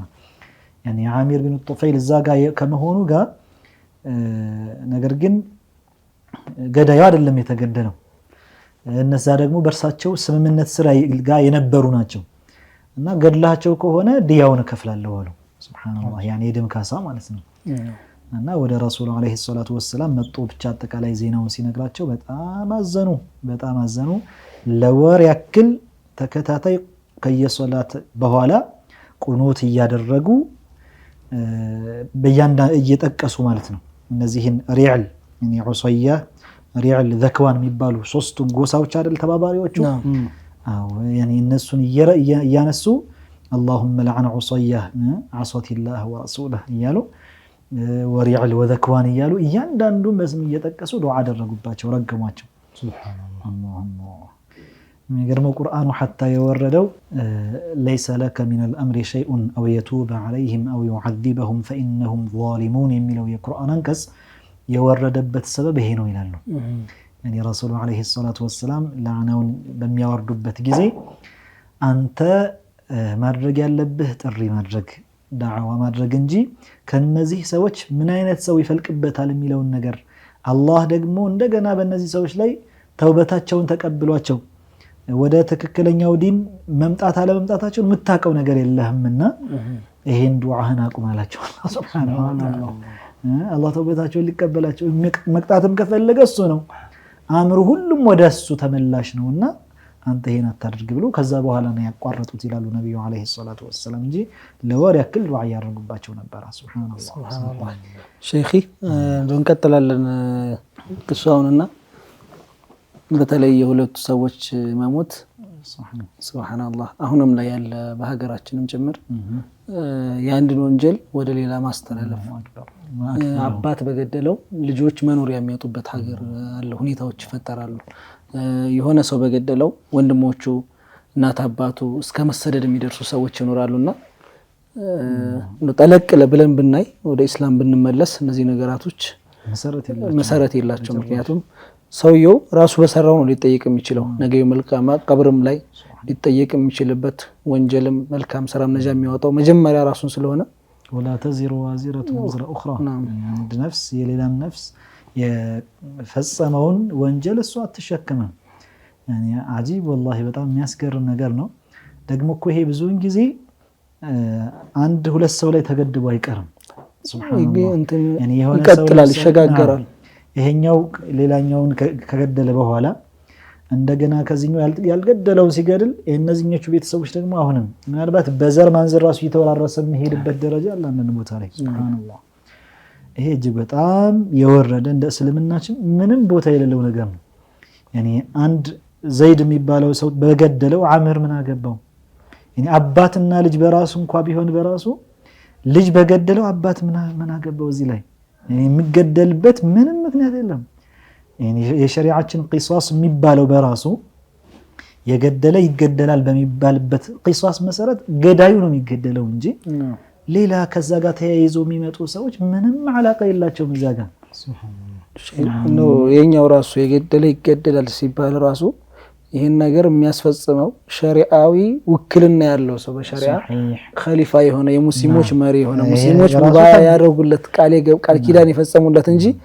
ተገደለብኝ ብሎ ሂዶ ገዳይ መግደልም አይቻልም በእስላም حتى هم ባለንበት ለምሳሌ የሙስሊሞች ኸሊፋ የሙስሊሞች መሪ ተቀምጦ ሁሉን የሚያስተዳድር እንደ አይነት ነገሮችን የሚያስፈጽም ሰው በሌለበት ሁኔታ እንደ አይነት ነገሮችን መፈጸም አይቻልም ለምንድን ነው ይሄን ዑለማዎች የሚሉት ይሄ አሁን የጠቀስነው ነገር ራሱ ለማስቆም ነው ያኒ ኸሊፋው ካለ የገደለውን ካስገደለ ሌላ ሰው መጥቶ የዛን ቤተሰብ ልግደል ምናምን ውስጥ አይገባም ኸሊፋው እንደሚመጣበት ያቃልና ማለት ነው መሪ ስላለ ያን ነገር የሚቆጣጠር ስላለ ፈሳድ አይኖርም አንዴ የገደለው ይገደላል አለቀ ይሄም ደግሞ የገዳይ ቤተሰቦች ይገደልልን ብለው እስካሉ ድረስ ነው ይቅር ካሉ ከናካቴው ወይም ደግሞ ላ ችግር የለውም መገደሉ ይቅርና የደም ካሳ ይሰጠንና ይቅር ብለናል ካሉም ችግር የለውም አይገደልም አይ በቃ እስከ ገደለ ድረስ መገደል አለበት ብለው ግን እስከ ወሰኑ ድረስ ይገደልላቸዋል ይሄ በመሰረቱ አንዳንድ ምዕራባውያን እስልምናን በዚሁ አጋጣሚ ለማጣጣል የሚጠቀሙበት ነገር ነው እንዴት በዚህ በ21ኛው ክፍለ ዘመን እንዴት ሆኖ ነው የገደለ ይገደል የሚለው ህግ እዚህ ላይ የሚሰራው ምናምን ይያሉ የሚናገሩት ነገር አለ ይሄ ሐቂቃ በደንብ ቆም ብሎ ለሚያስተነትን ሰው እያንዳንዱ አንድ ሰው ለምሳሌ እንዲህ እየተናገረ ያለው ሰው እናትህን የገደለብህን ለምሳሌ ብለን ብንጠይቀው እናትህን የገደለብህን ሰው ያኒ ተሳስቶ ምናምን ነገር አይደለም ምክንያቱም እንደ ሸሪዓችን ቀትሉ ለዓምድ ነው ቂሳስ የሚያመጣው አውቆ የገደለ ሆን ብሎ የገደለ ነው ለዚህ አሁን ይሄ እስልምና በቃ ኋላ ቀር ነው ምናምን ያለ حتى የሚዘላብደው የሚናገረውን ሰው እናትህን የገደለብህን ገዳይ ፊት ለፊትህ ቢመጣ ምን ታደርገዋለህ ቢባል ምናልባት በመግደል ብቻ ላይ በቃ ይችላል ቆራርጬ ሙሉ አካል ያሞራ ቀለብ አድርገዋለሁ ፊት መምጣት አይደለም ሄድለታለሁ ነው እሺ አይደለም ይሄ ቀርቶ እነዚሁ ሰዎች ራሳቸው እንኳን የመግደል ደረጃ እንደ እናቱን ስለሰደበበት ወይ ደግሞ ሚስቱን ስለሰደበበት ግድያ ውስጥ ይገባ የለም እንደ ሸሪዓችን የተቀባይነት የለውም ያኒ ያልገደለውን አንድ ሰው የሆነ መጥፎ ነገር ስላደረገ ብቻ ብለ መግደል አትችልም እነሱ የገደለን ከመግደል አልፎ ከዛም በላይ የሆነ ጁርም የሆነ መጥፎ ነገር ነው የሚሰሩት ግፍ ነው የሚሰሩት ያ ሁሉ ግፍ ባለበት حتى እነዚህን ይሄን ነገር ለማጣጣል እየሞከሩ ያሉት አይደለም እንዴ ያለ ሐቅ ስንትና ስንት ፍልስጤም ላይ ሊሆን ይችላል ወይም ሌሎች የሙስሊም ሀገራት ላይ ያኒ እዝነት የለሽ በሆነ መልኩ ጭፍጨፋ የሚያደርጉት ህፃናትን እናቶችን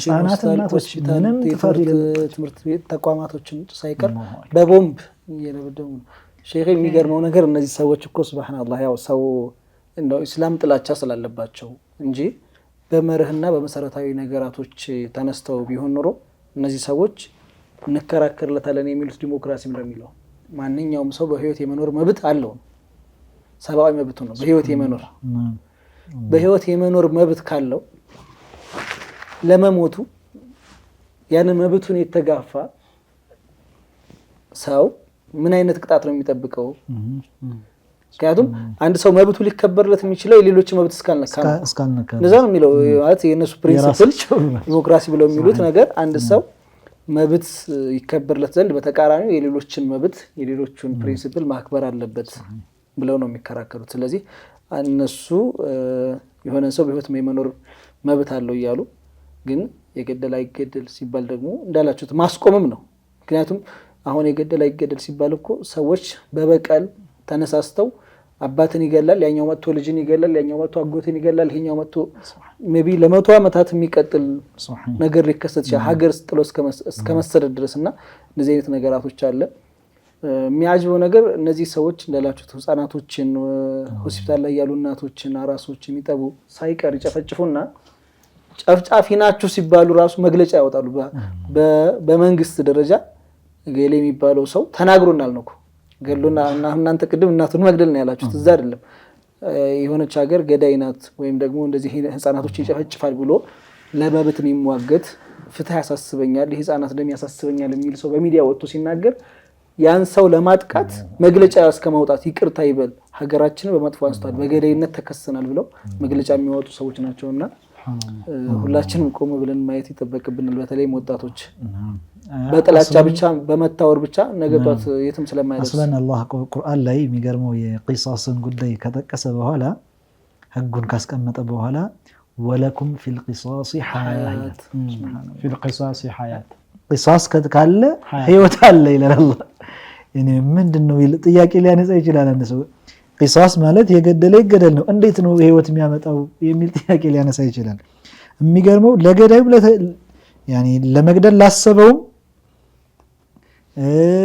ሌላውም ሊገደል ላለውም ለሁለቱም ነው ህይወቱ ነው የሚሉት። ምክንያቱም አንድ ሰው የሆነን ሰው ለምሳሌ ተነሳስቶ እገላለሁ ብሎ ሲያስብ እገደላለሁ የሚለው ነገር ሲመጣበት እሱም ይቆጠባል። ሊገደል የነበረው ሰውዬ ተረፈ ማለት ነው። እሱም ደግሞ ያን ሐሳብ ሲቀይር ያኒ ቢገድል ኖሮ ሊገደል ነበር ራሱንም ጠበቀ ማለት ነው። ወለኩም ፊል ቂሳስ ሐያ ይሄ ህይወት የሚዘራ ነገር እንጂ ያኒ ሁሌም ቂሳስ ካለ ይሄ ህግ ከተተገበረ የሚሞተው ቁጥር ራሱ በደንብ ነው የሚቀንሰው። ያኒ ምክንያቱም ሰውየው ወደዚህ ነገር ከመግባቱ በፊት አስቦ ነው መጀመሪያ የሚገባው። እገደላለሁ የሚለውን ነገር እስካሰበ ድረስ ደግሞ አይገባበትም በህይወት መኖር ስለሚፈልግ ማለት ነው። አሁን ግን በገድ እየጠፋለሁ ይላል እሰወራለሁ የሆነ ነገር አድርጋለሁ ስለሚል ያን ያክል ደግሞ ተይዞም ደግሞ ታስሮ ለዚህና ዓመት የዚህና ዓመት 20 ዓመት 30 ዓመት እድሜ ልክ በነፃ ይቀለባል። እድሜ ልክ እንኳን ተብሎ ቢታሰር አወለን እድሜ ልክ ይታሰራል ወይ ራሱ የመውጣት ቻንሱም ሌላ እሱ ራሱ እንዳለ ያኔ አሁን እድሜ ልክ ተብሎ እድሜ ልክ የታሰረ ላና አሪፉን ያልሰማው ምን እስካሁን ድረስ የተወሰነ ዓመት ይታሰራል ከዛ በሆነ ምክንያት ይቅር ተብሏል ተስተካክሏል ተብሎ ይወጣል። አብዛኛው እንደውም ጥናቶች ደግሞ የሚያመለክቱት እንዲህ አይነት ፈጽመው የገቡ ሰዎች የገደሉ ወጣውም ደግሞ ወደዛው ተግባር ነው የሚመለሱት ብዙዎቹ። ሜቢ አንዳንዶች እኮ ባስገዳይም ሊሆን ይችላል ወንጀሉን የሚፈጽሙት ባስገዳይ ሊሆን ይችላል ለገንዘብ ተከፍሏቸው ሊሆን ይችላል በቃ ቤተሰቦች እንደዚህ በማስፈራሪያ ሊሆን ይችላልና እንደላችሁት እኔም እገደላለሁ ብሎ ካሰበ ያ ሰው ሌላን ሰው ለመግደል አይቋምጥም። حتى ገንዘብ ቢከፈለው እንኳን እኔም እገደላለሁ ካለ ለምን ገንዘብ ለምን ነው የምቀበለው ገንዘብ ይላል። የምገደል ከሆነ ህይወቴን ለማስተካከል ከሆነ የምቀበለው በህይወት ከሌለው ይናረግልኛል ነው የሚለው ቀድሞ ማለት ነው።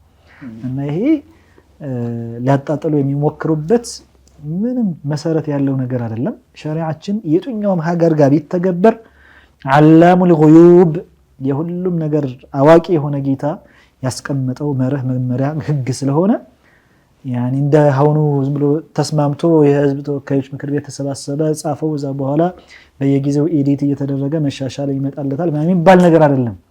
የሰው ዝም ብሎ ተስማምቶ ያስቀመጠው ነገር አይደለም። አላህ ሁሉን አዋቂ የሩቅ ሚስጥር አዋቂ የሆነ ጌታ ያስቀመጠው ስለሆነ በተገበረ ቁጥር አንዲት ሀገር በተገበረችው ቁጥር ውጤት ታመጣበታለች። አላ ሙሻሃድ ነው የታየለት ነገር ስለሆነ على كل حال يعني በተሞክሮም የሚታይ እኮ ነው። ይሄ ዓለም ላይ ያለ ነገር የሚታይ የሚሰማ ስለሆነ ሰዎች ማንበብ መጠየቅ መመራመር ታሪኮችን መረዳት ያለባቸው እንዳላችሁት ነው። ሸሪዓ የሚሻሻል ሰዎች ተቋቁመውለት ባሚን እንደው ተመናውን የሚስተካከል ነገር አይደለም። አላህ Subhanahu Wa Ta'ala ለሰው ልጅ መመሪያ አድርጎ ያወረደው ነውና ኢቨን ሰዎች የተስማሙበትን እኮ ገሌ የሚባለው ሰው ወንጀሉ እንደዚህ ስለሆነ ለምሳሌ እውነት እናውራ ከተባለ በሀገር ክደት የተከሰሰ ሰው ስቅላት ነው የሚጠብቀው በሀገር ክደት ሚስጥር አሳልፏል ወይም ደግሞ ሀገርን የሚጎዳ ነገር አድርጓል ተብሎ የታሰበ ሰው ሲሰቀል አይቃወሙም የዛ ሀገር ባለስልጣናት አይቃወሙም እንደውም ይገደል ወይ የሚሰቀል ብለው የሚፈርሙት እነሱ ናቸው ሌላ ግለሰብ ላይ ሲመጣ ግን እንዳላችሁት ነው መጀመሪያው የኔ እናት ብትገደል የኔ ወንድም የኔ እህት የኔ አባት ቢገደል የእውነት ዝም እላለሁ ብሎ ሰው ራሱን መጠየቅ አለበት ሌሎች ከመከራከሩ በፊት እንግዲህ ሁላ እንዳላችሁት እንግዲህ ሁላ ምንድነው ፍትሃዊነት በእስላም በቃ ትክክለኛ ፍትህ ምንም ማይዛነፍ እንደተባለው ዓላሙል ጉዩብ ሩቅን ሚስጥርን ድብቅን አዋቂ ጌታ ሸሪዓን ሲደነግግ ለሁሉም ዘመን የሚመጥንና የሚሆን አድርጎ ነው የደነገገልን ለዛ ለቀደምቶቹ ለሷሃቦች ብቻ ሳይሆን ለኛም ዘመን አሁን ወለኩም ፊል ቂሳስ ሐያት ይቻውን ቃል ፊል ቂሳስ ሐያት ከሊመተን ሁለት ቃል ሙብተዳና ኸበር አሁን ይሄ እንግዲህ ፊል ቂሳስ ሐያት ሁለት ቃል ነው ይሄ እንግዲህ ሁለት ቃል ትልቅ መርህ ነው ለሷሃቦች ብቻ ሳይሆን ለሺህ ዓመት የሚሸጋገር ኢላ ቂያም الساعه ዱንያ እስከመተናቀቅ ድረስ ትልቅ መርህ ነው ምን ሰዎችን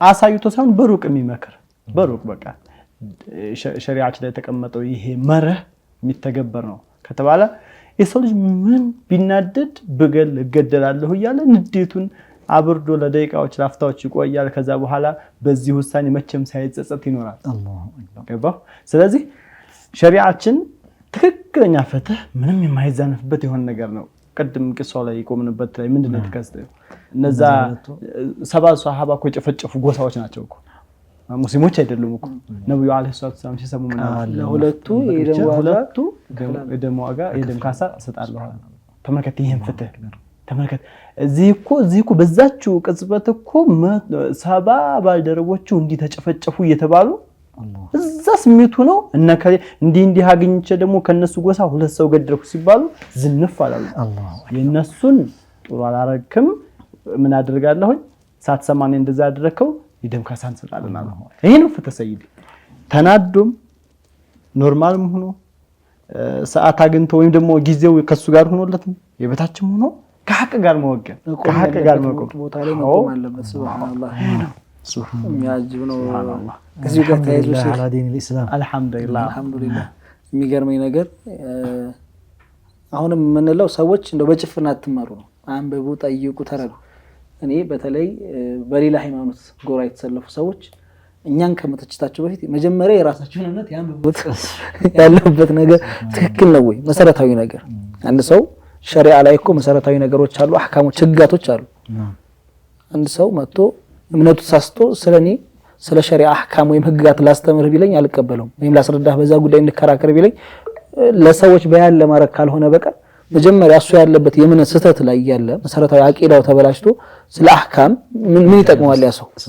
ነጃ ያወጣውም እኮ እኛን ለመተቸት ወይም ክፍተት ፈልጎ ካልሆነ አንድ ሰው መጥቶ ስለ ውርስ ሊያወራ ቢል መጀመሪያ እምነትህ እኮ እኛ ጋር ምን አይነት አይደለም ስለዚህ ስለ እምነትህ ጉዳይ እናወራ ይሄ ደግሞ ካልገባህ መጠየቅ ከፈለክ ደግሞ በዚህ ብሎ ማስረዳት እንጂ ያን ያክል አስሉን መሰረቱን ላይ መስማማት አለብን ግን ያን ያክል ደግሞ ሆደ ሰፊ ሆነን ሰዎችን ካስረዳን መማር ካለባቸው ያንብቡ እስላም ለምንድን ነው እንደዚህ ያለው ከመጋረጃው ጀርባ ምን አይነት ታሪኮች አሉ ይሄን የተባለበት ህክማው ጥበቡ ምንድነው የሚለው ነገር ማየት አለባቸው በዛ ላይ እስላም ለአህመድ ለከበሬ ለሰዒድ ለሙሐመድ ተብሎ ለያንዳንዱ የሚወጣ ህግ አይደለም ኤክሰፕሽናሎች እንደ ሁኔታዎች እንደ ቦታዎች የሚቀየሩ ነገሮች ይኖራሉ ግን ኢንጀነራሊ ህግ ስናይ ሸሪዓ ስናይ ነብዩ አለይሂ ሰላቱ ወሰለም ፋጢማን ምን ያሏት አንቺም ብትኙ እኮ ነው ያሏት አላህ የነብይ ልጅ ናት ተብላ ትተው የንጉስ ልጅ ነው ተብሎ አይተውም አሁን በተለይ ዓለማችን ላይ ምን አይነት ነገሮች ይኖራሉ አንዳንድ ሀገራቶች በተለይም ራሳቸውን የሸሪዓ ተከታይ አርገው የሚያሳዩ ነገስታቶች ሊኖር ይችላል ስቲል አሁን ባለንበት ሁኔታና ሰዎች ሲያጠፉ ለምሳሌ ከሌላ ሀገር መጥቶ የሚያጠፋ ሰውና የሀገሪቱ ዜጋ ሲሆን ህግ ያያያሉ በእስላም እንደዛ የሚባል የለም እስላምን ነው የሚያሰድቡት ሆነታው ማለት መታወቂያ ያለበት እና አንዳንድ ሰዎች እነሱን ልክ በቃ የእስላም መመሪያ ወይም ደግሞ አርካን በቃ እነሱን መከተል ያለብን አድርገው የሚቆጥሯቸው አሉ ይሄ ስህተት ነው ምክንያቱም ህግ ከሆነ ከአውሮፓምና ከአሜሪካምና ከአፍሪካምና ከየትኛውምና ካጠፋህ በሸሪዓ ከሆነ እጅ መቆረጥ ካለበት ቆረጣለህ የሳዑዲ ዜጋም ሁን የጆርዳን ዜጋም ሁን የግብጽ ዜጋም ሁን ጥፋትም በልጅ ነው ያሉት ነው ያለው ሰለላሁ ዐለይሂ ወሰለም ፋጢማ ቢንቱ ሙሐመድ ለቀጣዕቱ የደሃ ሰለላሁ ዐለይሂ ልጅ ፋጢማ እንኳን ብትሰርቅ በራሱ የአላህ ህግ አይቀየርም ማለት አላሁ አክበር እጇን ቆርጠዋል ሱብሃንአላህ ረሱሉ ዐለይሂ ሰላቱ ወሰለም ከዚህ በላይ የፍትህ ጥግ የት ይመጣል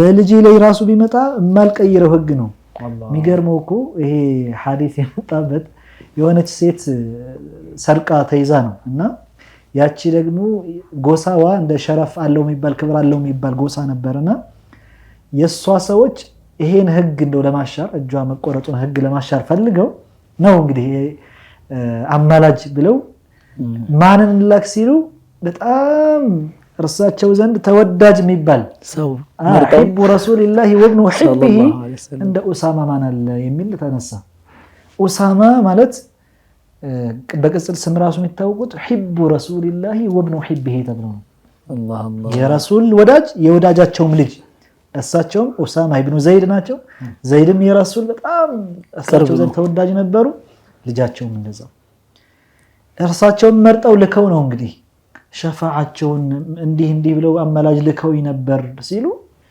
ረሱሉ ፊታቸው ቀይ ሆነ ቅሪር ነው ያለው ያ ኡሳማ አተሽፈዑ ፊ ሐድ من حدود الله الله አንተ ኡሳማ ሆይ አላህ ባስቀመጠው ህግ በሐድ ጉዳይ ለመጣ አማላጅ ሆነ ትመጣለህ والله لو سرقت فاطمة بنت محمد لقطعت يدها ልጄ ፋጢማ እንኳን ራሱ ብትመጣ ብትሰርቅ ኖሮ እጇን ቆርጠው ነበር ይሄ የአላህ ህግ ላይ ድርድር የለውም ሱብሃንአላህ እንደ አይነት ፍትህ የትም አይመጣም የፈለገ ፍትሃዊ መሪ ነኝ ቢል በልጅ ጉዳይ ላይ ብዙ ጊዜ እጅ አይሰጥም ሱብሃንአላህ እና ይሄ ማንንም አሁንም ቅድም እናንተም ስታስተላልፉት የነበረው ነገር እስልምናችን የፍትህ ሁሉ يعني ዋና አስሉ ከማንም በላይ እንደ እስልምና የፍትህ ጥግ ያሳየ የለም በጭራሽ يعني ረሱሉ ዐለይሂ ሰላቱ ወሰለም በተግባር አሳይተው ተሄደዋል ትልልቅ የሚባሉ መሪዎቻችንም እነ ሰይዱና አቡበክር الصديق እነ ሰይዱና ዑመር እነ ሰይዱና አሊ እነ ሰይዱና ዑስማን እነዛ ትልልቆቹ መሪዎችም የእርሳቸውን ጎዳና ይዘው የሄዱት ظلماዎችን ሳይጨምር ظالم የሆኑ መሪዎችን ሳይጨምር ትክክለኛ የሚባሉ መሪዎችም የእርሳቸው አመራር የተንጸባረቀባቸው በፍትህ አስተዳድረው አሳልፈው يعني እስልምናን የፍትህ ጥግ አሳይተው ሄደዋል አላሁ አክበር ስለዚህ ለየቱኛውም እስልምናችን አልহামዱሊላህ መልስ አለው ጭንቅላት የማይቀበለው የሆነ መርህ የተቀመጠ ነገር የለም ታዳሚዎችም ሌሎችም የቱኛው በእስልምና ላይ ያልሆኑ ጥላቻዎች ያሉባቸው ሰዎች ቆም ብለው ራሳቸውን መለስ ብለው ሙስሊሞችም ደግሞ በእምነታቸው ጽናት ሊኖራቸው ይገባል ከዚህ በፊትም ለማስተላለፍ ሞክረን ነበር ይሄን መልእክት አንድ ሰው ካላወቀ እስልምና መልስ የለውም ማለት አይደለም አለማወቁ የኔ አለማወቅ እስልምናን ጎደሎ ሳይሆን የሚያሰኘው የኔ አለማወቅ የኔ ድክመት የኔ ጎደሎ መሆኑን ማወቅ አለብኝ ስለ እስልምናዬ ስለ እምነቴ አለማወቄን ነው እንጂ አላዋቂነቴን ጃሂልነቴን ነው እንጂ የሚያጎላው የእስልምናን ድክመት ወይም ደግሞ ጎደሎነት አያመለክትም በጭራሽ መልስ የሌለው ነገር የለም በእስልምናችን አልহামዱሊላህ ሱብሃንአላህ ሁሉ ያመጣው ያው የኢስላምን ፍትህ ኢስላም ምን ያክል ለፍትሃዊነት ቦታ እንደሚሰጥ ለማስታወስ ነውና ሱብሃንአላህ ነብዩ አለይሂ ሰላቱ ወሰለም ሰባ ያውም ቃሪዎቻቸው ቁራ የሆኑ ከነሱ መካከል ሰባ ተገሎባቸው ለሁለት ሰዎች ግን እኔ ካሳ ከፍላለሁ እስከማለት የደረሱበት ፍትሃዊነት የመሆናቸውን እስላም ፍትሃዊ የመሆኑ ነብዩ አለይሂ ሰላቱ ወሰለም ያሳዩበት መንገድ ነውና በዚህ ልንኮራልን እንደነቅ የሚገባ ህዝቦች ነን አልহামዱሊላህ ያው በዚሁ አጋጣሚ ይሄ ሐዲስ ይሄን ትልቅ መልእክት የሚያስተላልፍ ከመሆኑ በተጨማሪ ደግሞ ይሄ የተከሰተው ክስተትም ደግሞ ሌላ አንድ በዘመናችን አንዳንድ ሰዎች አሉ ከሻዚልያ ጦሪቃ የተወሰነ አፈንግጠው የወጡ ማለት ነው የሻዚልያ ጦሪቃ አስሉ ጦሪቃው ትክክለኛ ጦሪቃ ነው እነርሱና ሌሎችም አንዳንድ ሰዎች እንደ አይነት አመለካከት ያላቸው አሉና በረሱሉ ዐለይሂ ሰላቱ ወሰለም ላይ لا تطروني كما أطرت النصارى المسيح ابن مريم ከማለታቸው ጋር ረሱሉ አለይሂ ሰላቱ ወሰላም ሰለላሁ ዐለይሂ እኔ ወሰለም ላይ ደንበር አትለፉ። እነዚያ የክርስቲያኖቹ ሰይዱና ዒሳን ያለ ቀድራቸው ያለ ደረጃቸው ከፍ አድርገው የጌትነት ባህሪ እስከ መስጠት ደረጃ ደርሰው ነበርና እነርሱ እንዳደረጉት ደንበር አትለፉ ብለው አስጠንቅቀዋል ረሱሉ አለይሂ ሰላቱ ወሰላም። ሰለላሁ ዐለይሂ ወሰለም إنما أنا عبد الله فقولوا عبد الله ورسوله እኔ የአላህ ባሪያ ነኝ عبد الله ورسوله በሉ የአላህ ባሪያውና መልእክተኛው ነኝ በሉ አለቀ። ያኒ በዚህ ማዕቀፍ ውስጥ እስካለህ ድረስ የአላህ ባሪያነታቸውን የአላህ መልእክተኛነታቸውን በዚህ ክልል ውስጥ እስካለህ ድረስ የቱኛውንም ፈዳኢል ጥሩ የተባለ መልካም ነገር ወደሳቸው መደህ ብታረግ ብታስጠጋ አትሳሳትም። ከዛ ከፍ ብለህ ግን የአላህን ባህሪ ለርሳቸው ከሰጠህ ነው አደጋው። እነዚህ ሰዎች ረሱልን አለይሂ ሰላቱ ወሰላም አላህ የሚያውቀውን ነገር በጠቅላላ ያውቃሉ ብለው ይናገራሉ። አላህ ይጠብቀንና ማለት ነው። ይሄ ሌላ ምንም ሩቅ መሄድ ሳያስፈልገው ሸርህ ሳያስፈልገው በአላህ ሲፋ በአላህ ባህሪ ላይ ረሱልን አጋር ማድረግ ነው። እንዴት ነው ረሱሉ አለይሂ ሰላቱ ወሰላም አላህ የሚችለውን ሁሉ ይችላሉ ብሎ አንድ ሰው ካለ እስልምና የሚያሳጣ ነገር ነው። ለአላህ አጋር ያደረገ ስለሆነ አላህ ሰጦትም ይበል ሰጧቸው ነው ይበል ወይም በራሳቸው ያገኙት ነው ቢልም ሁለቱ ያው ነው። ዞሮ ዞሮ የአላህ ቁድራና የረሱሉ አለይሂ ሰላቱ ወሰላም ቁድራ አቻ ሆነ ማለት ነው። የአላህ ዒልምና የረሱሉ አለይሂ ሰላቱ ወሰላም ዒልም አቻ ሆነ ማለት ነው። ስለዚህ እስልምናን የሚያሳጣ ነገር ነው። ይሄ ደግሞ ክስተት በእነዚህ ሰዎች ላይ መልስ ነው። የዛሬው ክስተት ብቻ በቂ ማስተማሪ ነው። ሌላ ምንም ታንጨምርበት በራሱ ረሱሉ አለይሂ ሰላቱ ወሰላም አላህ የሚያውቀውን ሁሉን ነገር ያውቃሉ የሚለው አባባል ውድቅ እንደሆነ ያሳየናል። እንዴት ከተባለ ረሱሉ አለይሂ ሰላቱ ወሰላም እነዚህን ቁራዎች በጣም ልዩ ቦታ እርሳቸው ዘንድ ያላቸው ናቸው። እነዚህ ትልልቅ ሰዎች ናቸው። እንደዛ ከመሆኑ ጋር ግን ላኳቸው። የሩቅ ሚስጥርን አላህ የሚያውቀውን እንግዲህ ያውቃሉ ቢባል ኖሮ ረሱሉ አለይሂ ሰላቱ ወሰላም ተገደሉ ብለው ነው የላኳቸው ማለት ነው። አላህ ይጠብቀንና እያወቁ ልከዋቸዋል የሚልን ያመጣል። ይሄ ደግሞ በፍጹም የሆነ ነገር አይደለም። ረሱሉ አለይሂ ሰላቱ ወሰላም እንዲህ አይነት ነገር እያዩ አንድ ሱሐባቸው እንኳንስ ተራ ሱሐባቸውን እንኳን ተገደሉ አይልኩ። ልዩ ጥበቃ እንክብካቤ በተቻላቸው መጠን ልዩ ቦታ ይሰጡ ነበር ለባልደረቦቻቸው። ሰባ ለዛው ምርጥ የተባሉ ሱሐባዎቻቸውን መርጠው ተገደሉ ብለው አይልኩም። የሩቅ ሚስጥር ሁሉንም አላህ የሚያውቀውን ያውቃሉ ቢባል ኖሮ ረሱሉ አለይሂ ሰላቱ ወሰላም ያኒ ሱሐባዎቻቸው ላይ ግፍ እንደፈጸሙ እንደከዷቸው ጥሩ ነገር አስበው መላክ ሲገባቸው ለመጥፎ ነገር ላኳቸው የሚል ነገር ያመጣል ማለት ነው። ያኒ ለምን እንደ አይነት አባባል ውስጥ እንደሚገባው አላቅም እንጂ ቁርአኑ ቁል ላ አምሊኩ ሊነፍሲ ነፍዐን ወላ ضራ ወለው ኩንቱ አዕለሙ الغይበ ለስተክፈርቱ ሚን الኸይር እኔ ወማ መሰኒ የሱእ የሚገርም አላህ ቁርአን ላይ እኔ በላቸው እኮ ነው የሚላቸው ለረሱሉ አለይሂ ሰላቱ ወሰላም እኔ የሩቅ ምስጢር ሁሉን ባቅ ኖሮ ኸይራት ብዙ ነገር እንዳያመልጠኝ አካብት ነበር፣ መጥፎም ነገር ባላገኘኝ ነበር። ልጆቻቸው ሙተዋል፣ በጦርነት ጥርሳቸው ተሰብሯል፣ ተደብድበዋል፣ ብዙ መከራዎች ደርሶባቸዋል። በርካታ የጦር ሜዳዎች ላይ ብዙ ሱሐባቶች ተገለሉባቸዋል። ይህን ቢያውቁ ቀድመው ይተናቀቁ። ሱብሃንአላህ ይህ ሁሉ ሐዘን ለምን ሲባል ይከሰት ነበር? አላሁ አክበር ያኒ ላ አድሪ እንደዚህ አይነት ومن أهل المدينة مرضوا على النفاق لا تعلمهم نحن نعلمهم كأهل المدينة مكاكل إلى القرآن بنفاق ላይ በጣም የተዘፈቁ ሰዎች አሉ እኛ እናቃቸው ለምን አንተ ተቃቸው ሱብሃንአላህ لا تعلمهم በግልጽ አላህ ማያውቁት ነገር እንዳለ እየገለጸልን ነው። نعم رسول عليه الصلاة والسلام ይሁኑ ወይም ሌሎች አውሊያዎች አላህ ያሳወቃቸው የሩቅ ሚስጥር የወደፊት የሚከሰትን ነገር የሚገልጥላቸው ነገር አለ።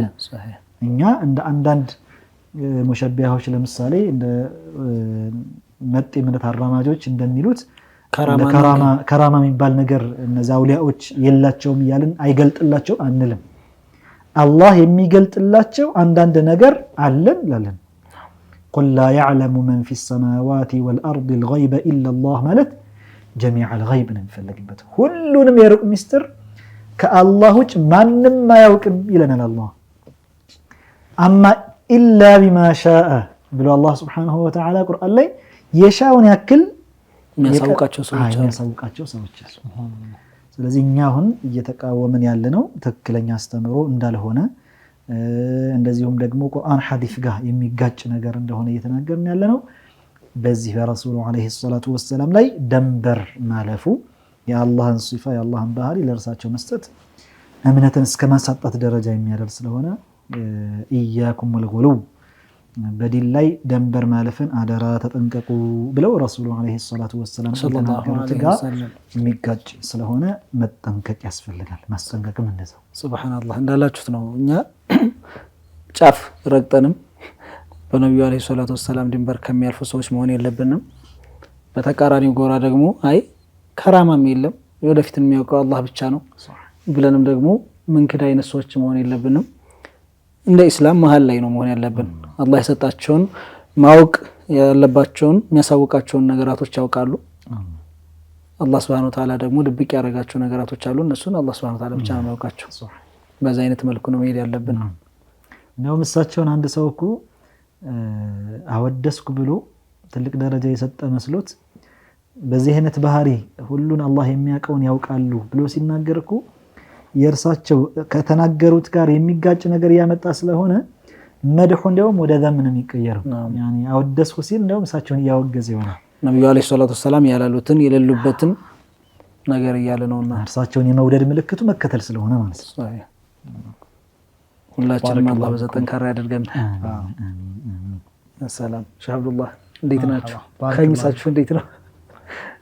ባረከላሁ ቢኩም ሸውቹ ወጀዛኩም ባው ያው ብዙ ነገራቶች አስጨብጣችሁናል፣ ብዙ አይብራዎች። በመጨረሻ ላይ ደግሞ ተቀሳችሁት ያው አላሁ ተዓላ በብቸኝነቱ ይታወቃል፣ በዛቱም በጌትነቱ በሲፋቶቹም እንደዛው። ስለዚህ አላሁ ተዓላ በችሎታው ማጋር የለውም፣ እንደዛውም በእውቀቱ ማጋር የለውም። አላህ ነው ሁሉን ነገር የሚያውቀው፣ ድብቅን ምስጥርን የነገን ሩቅን ነገር ሁሉን ምስጥር ሁሉን ድብቅ የሚያውቅ ከአላህ ውጭ የለም ነው። ባረከላሁ ቢኩም ጀዛኩሙላህ። እንግዲህ ፕሮግራማችን ወደ ማገባደዱ ይሄን ነው መሰለኝ። ጀማሉም የምትለው ካለ አላህ ፕሮግራማችን የዛሬው ያያችሁትን የተመለከታችሁትን ይመስላል። በየቤታችሁ ናችሁ በዱዓ በሶላዋት ከኛ ጋር ጥሩ ጊዜ እንደሰለፋችሁ ባለሙሉ ተስፋ ነን።